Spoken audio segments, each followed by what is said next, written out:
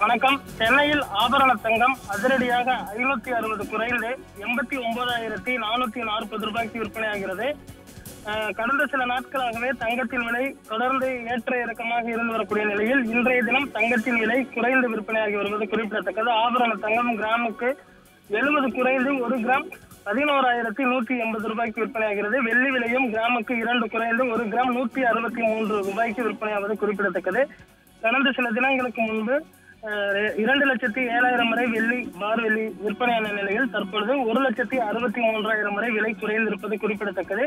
வெள்ளியின் விலையை பொறுத்தவரை 40% விலை வீழ்ச்சி கண்டிருக்கிறது. அதே போன்று தங்கத்தின் விலையும் ஒரு 10% வீழ்ச்சி அடைந்திருக்கிறது. அடுத்து வரக்கூடிய ஒரு சில தினங்களில் மீண்டும் தங்கம் மற்றும் வெள்ளி விலை புதிய உச்சத்தை எட்டும் என எதிர்பார்க்கப்படுகிறது. தற்பொழுது தங்கம் மீது முதலீடு செய்வதற்கு சரியான நேரம் இல்லை, ஆனால் தங்கம் வாங்குவதற்கு சரியான நேரமாக இருக்கும் என்று தங்க நகை விற்பனையாளர்கள் தெரிவித்திருப்பது குறிப்பிடத்தக்கது.